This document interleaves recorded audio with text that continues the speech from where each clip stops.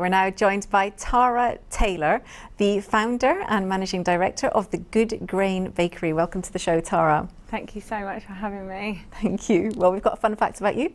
Apparently you are a self-taught gluten-free baker. Yes, that's correct. I'm a self-taught gluten-free baker.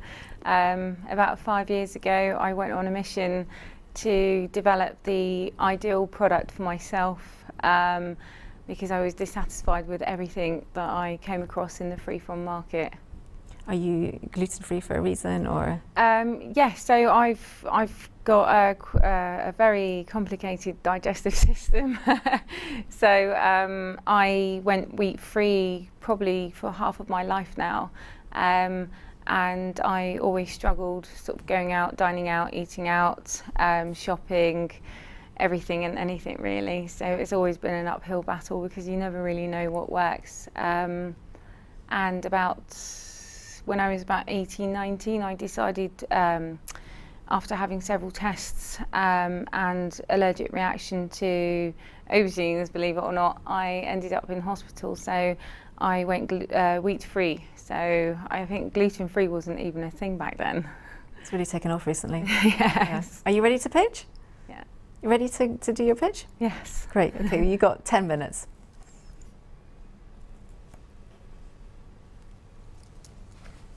You can start pitching, and you can. Okay.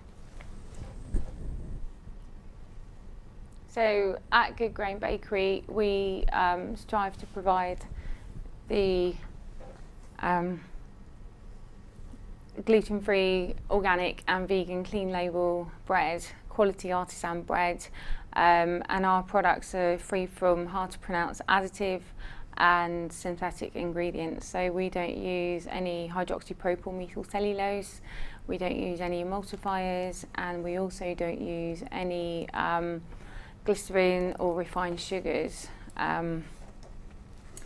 So I started Good Grain Bakery back in 2014, late 2013 and early 2014. I started a business in my home kitchen. I was looking for the perfect gluten-free bread without the use of allergens, additives. So all the recipes were developed with allergens and additives firmly in mind.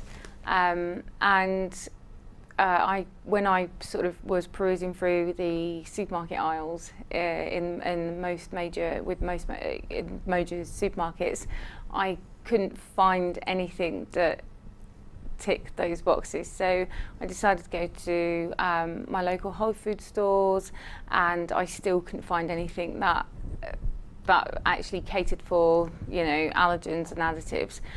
So I decided to take matters into my own hands. And I became quite obsessed with developing my recipes. Once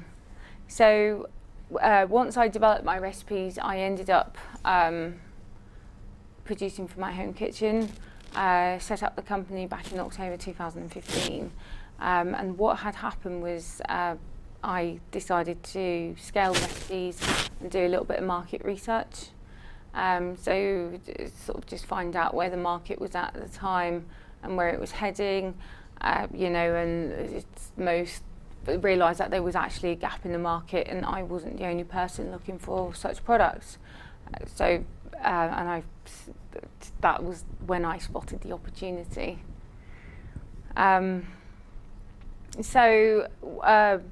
We do a range of breads. We do a range of browns, seeded and caraway. We've recently launched our activated charcoal bread and herb loaf, and we are pending our sourdough loaf. I'm looking to scale that recipe up. The herb loaf and the activated charcoal loaf has recently launched on Ocado, and it's doing quite well, especially the activated charcoal loaf. We also did a little bit of work this year on the packaging to, you know, appeal to major retailers, because obviously that's where we want to go with the business. We want to push and scale up the business, build a brand, and just really sort of communicate with our consumers, because at the end of the day, they are the people who buy the products, So, you know, and a byproduct that we produced was also the gluten-free crostinis. So they were an accidental product that I developed. That was just a bit of dry bread that I sliced up and dehydrated, and it went down a treat. Back in 2015, we launched those in Planet Organic, and we're still continuing to do so. This summer, back in July, we did a soft launch with Casino in France, and we're looking to push that further in terms of snack pots, as well as food to go, and UK and European market.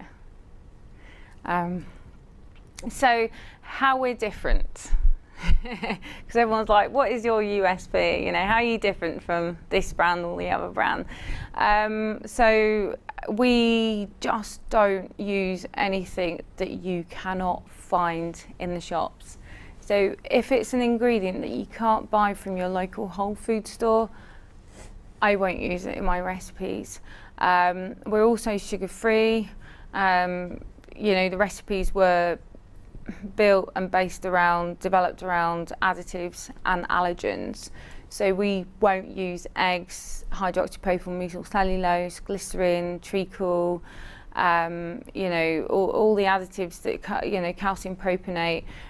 For every ingredient that you find from a lab, there is a natural alternative, so it all derives from somewhere. So that's really what I'm trying to build that brand on. It's as good as a whole homemade wholemeal loaf, but without the use of allergens and additives. Great. So what is hydroxypropyl methyl cellulose? Well, it's a lot of things. It's you know, you've got typically you would find it in free-from products, food grade version of it. You would also find it in contact lens solution, in paint adhesive, and tile adhesive, paint thinner.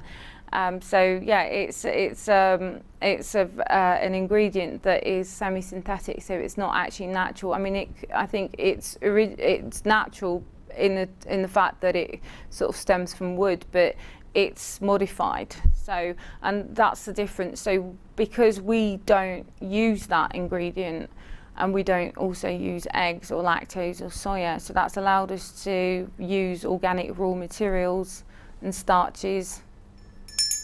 1 minute. Organic starches, and get our organic accreditation, and that's actually how we're different. That's our unique selling point.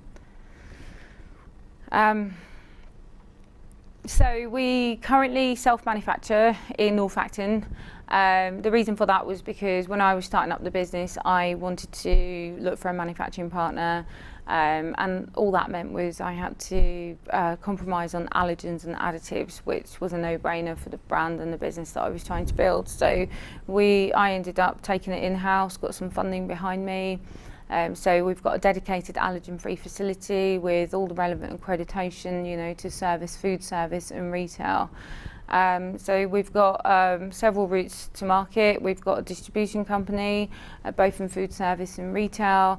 We also use, you know, we have our own in-house logistics, and we outsource some of it.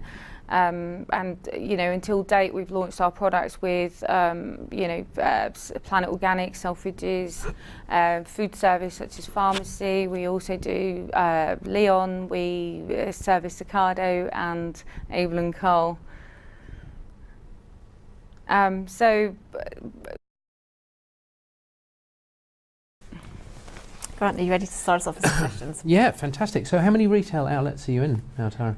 We do a handful of independent retailers dotted across the country. We've got a shop we sell to in a shop in South Manchester, in Gloucestershire, primarily London and around London surroundings. We do quite a lot in food service. We do Leon. We also do Dalesford Organic, and then most of the focus is actually retail. So we sell B2B.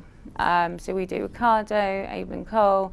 So and really you just want to continue building that. And how big's the production now? How many loaves of bread are you churning out every week? We do bread, we do granola, and we do crostini. We've had about a 40% increase since summertime, and I think our average growth rate so far has been around about 14% a month. Okay. And what will be your revenues this year?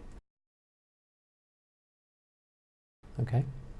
And have you started trying to deal with the big UK supermarkets? Yes, we have. So how's that going? it's not too bad, but we need funding for it and working capital really to make the improvements. We need to automate our production a little bit, reduce our direct labour costs, increase margins, and just increase our shift output. It can be quite difficult, I heard, to deal with as a supplier. Have we got time to hear a little bit about the team? Apart from you, of course. So I started the business on my own, which everyone's like, oh God, like what on earth made you do that? I think it was just, when you get that vision, you just plunge yourself and you just go for it.